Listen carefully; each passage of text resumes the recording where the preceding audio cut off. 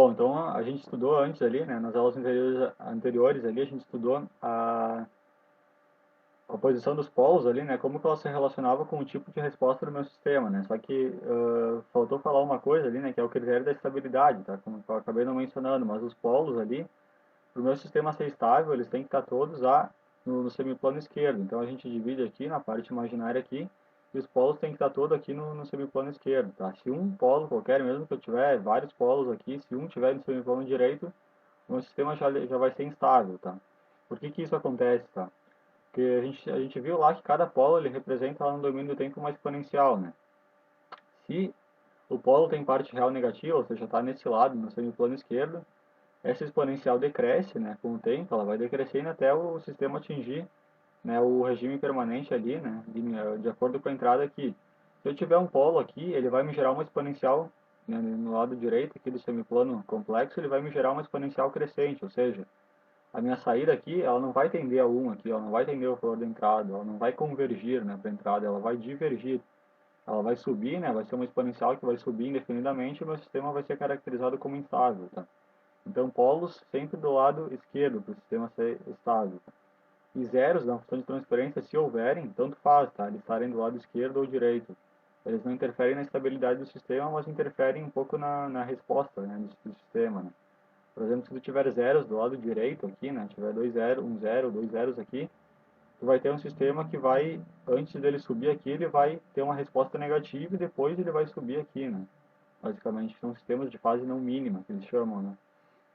Mas o que tem que ficar claro aqui é que só os polos que interferem na estabilidade. Então, se eles estiverem do lado esquerdo aqui, ou seja, tiverem parte real negativa, o sistema é estável, né? E lembrando que se os polos estão aqui no próprio eixo aqui, tu vai ter um sistema marginalmente estável. Ele vai oscilar sem amortecimento, vai oscilar indefinidamente de acordo com uma senoide, né? Então, basicamente é isso que eu estou querendo mostrar aqui.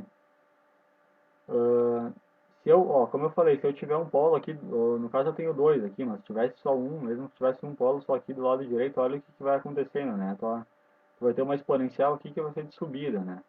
Na prática, se fosse um sistema elétrico, por exemplo, ele iria saturar, né? Tu ia ter uma senoide aqui no começo e depois ele ia saturar, ia meio que virar uma onda quadrada, né? Ou pode ser que isso, dependendo do sistema, pode levar o sistema à destruição, né? Depende, né? Depende do que a gente está falando. Então, por isso que a situação de sistema instável, ela é indesejável, né? Você não pode operar com polos à direita, né, do plano. Porque tu nunca vai convergir para um valor, tu vai levar o teu sistema a subir indefinidamente até ele saturar, né? Até bater na saturação. Para sistemas de ordem superior a 2, tá? A gente viu agora aquela dinâmica temporal lá que a gente tinha visto lá anteriormente, ali na aula anterior. Era tudo para sistemas de segunda ordem e ainda por cima naquela forma padrão que eu tinha mostrado, tá? Só que se eu tiver sistema superior à ordem 2, tá? Não existe um padrão ali de equações ali que me leve a respostas prontas, que nem eu tinha antes para aquele sistema padrão de segunda ordem lá, né?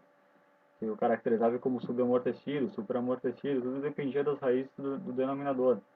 Agora, se eu tenho sistemas de ordem superior a 2, eu não tenho as equações e as formas de onda mapeadas, que eu não tenho lá, né? E tudo vai depender, né? Cada forma de onda da resposta vai depender de onde estão aqueles polos, né? No caso, se tivesse mais que dois aqui. E aí tu teria que usar tipo uma ferramenta gráfica como o MATLAB ali para te plotar a resposta do teu sistema, né? Não teria como descobrir analiticamente ali como que vai ser aquela resposta. Pode se aproximar, tá, para um sistema de segunda ordem. Vamos dizer que eu tenho sistemas ali com ordem 3 ou superior, né? Com 3 ou mais polos ali. Existem casos em que eu posso aproximar esse sistema ali para um sistema de segunda ordem, né? Tudo depende de existirem polos dominantes ou não, né? Isso a gente vai ver depois. Então, basicamente isso aqui, tá? Eu tenho um sistema aqui, primeiro um sistema onde eu tenho dois polos aqui, tá? Aí eu adicionei um terceiro polo no sistema, né? Eu adicionei primeiro ele nessa posição aqui, ó, tá mais longe desses dois polos aqui, e depois coloquei ele mais perto desses dois polos aqui, tá? Agora é interessante falar aqui do conceito de polo dominante, tá?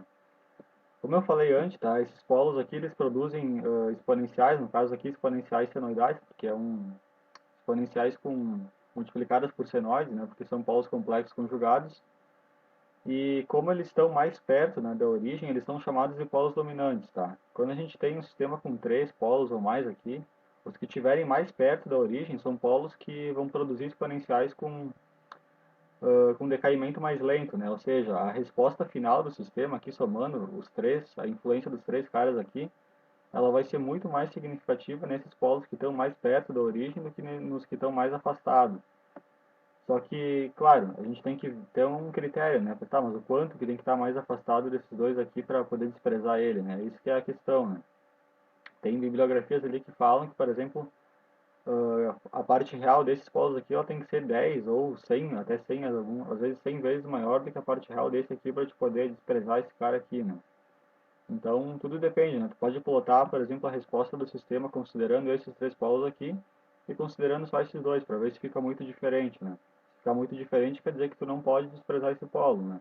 A parte dinâmica dele no sistema, a contribuição dele, né, do exponencial dele, ela é significativa para a resposta dinâmica do sistema como um todo. Então, basicamente isso que é, é a questão de polos dominantes, os que estão mais próximos da origem, tá? Se os outros estiverem muito afastados, eles representam exponenciais que decaem muito rápido, logo eles não vão interferir muito na dinâmica temporal do sistema, tá? Por exemplo, a intenção aqui é mostrar que quando esse polo aqui está próximo desses dois dominantes aqui, olha o que acontece, tá? Por exemplo, caso 1, tá? Caso 3 é o caso normal, tá? É a resposta normal do sistema sem nenhum polo. Então eu tenho aqui, tem a resposta aqui do meu sistema, ela é assim. No caso 1, quando eu coloco um polo muito perto aqui dos dois aqui, olha o que acontece, tá? Eu vou modificar bastante, eu vou modificar totalmente a resposta. Então eu não posso desprezar esse cara aqui. Eu não posso aproximar essa dinâmica para uma dinâmica de um sistema de segunda ordem, né? Agora, quando eu tenho um polo bem afastado, afastado o suficiente desses dois caras aqui, eu vou ter o caso 2. Aqui está o caso 2, tá? Ele começa diferente aqui, ó, percebam que ele começa diferente do caso 3, que é sem os polos, mas depois ele acaba tendo uma formato de resposta parecido, né?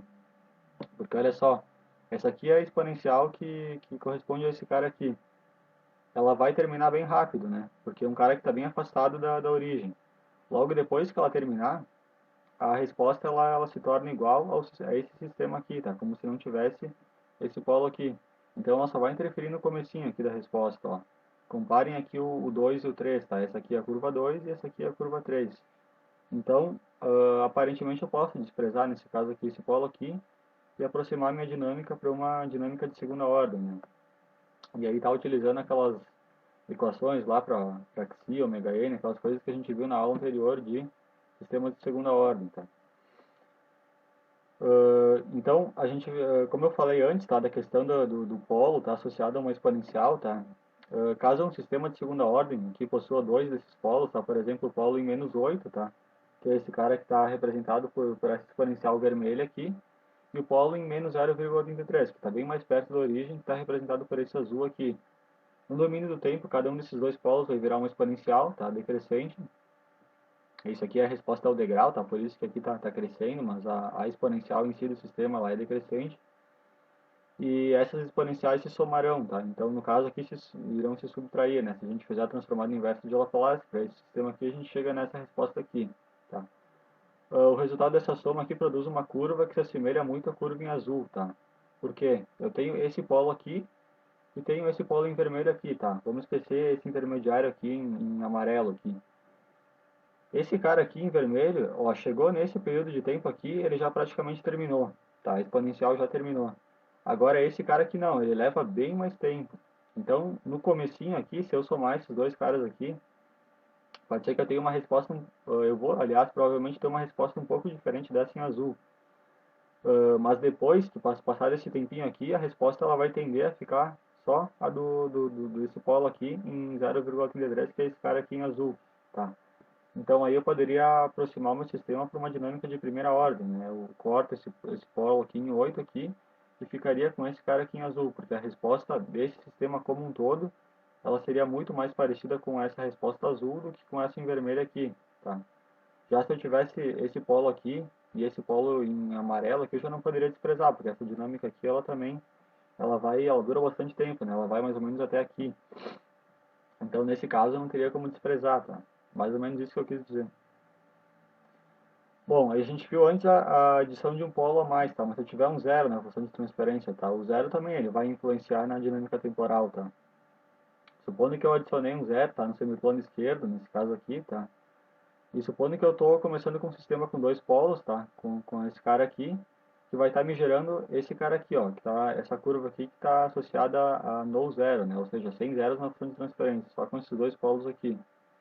Aí eu vou ter essa curvinha azul mais de baixo aqui, e ele está analisando aqui, se eu colocar um zero na posição -3, um zero na posição -5 e um zero na posição -10, o que, que vai acontecer com o efeito da resposta, tá?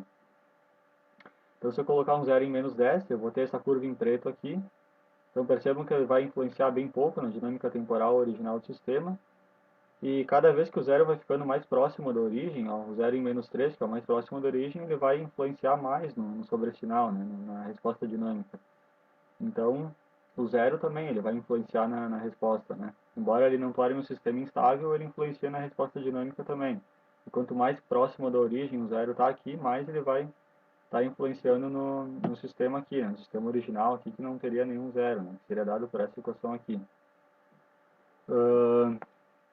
Zeros no semiplano direito, né? Como eu falei antes, lá se tu tiver um zero no semiplano direito, o sistema não fica instável. Mas em compensação ele apresenta essa cauda aqui, né? Ou seja, tu vai ter um sinal negativo aqui no começo da resposta, né? Isso aqui é a resposta do sistema, né? A saída. Ela vai ser negativa por um instante e depois vai estabilizar no valor comum dela, tá? Então é isso que é o efeito de um zero à direita, tá? Chamado de... sistemas com zero no semiplano direito são chamados de sistemas de fase não mínima, né? E agora a possibilidade, tá? Pode existir a possibilidade de cancelamento entre polo e zero, é isso que esse exercício aqui está dizendo, tá? Só que tu tem que avaliar quando que tu pode cancelar um polo com zero, tá? Se eu tiver, por exemplo, aqui, ó, nesse exemplo aqui, eu tenho um zero em -4 e um polo também vai estar lá em -4, né? Quando eu representar lá no plano complexo. 4,01, aliás. Se fosse 4, eu poderia cortar logo de cara.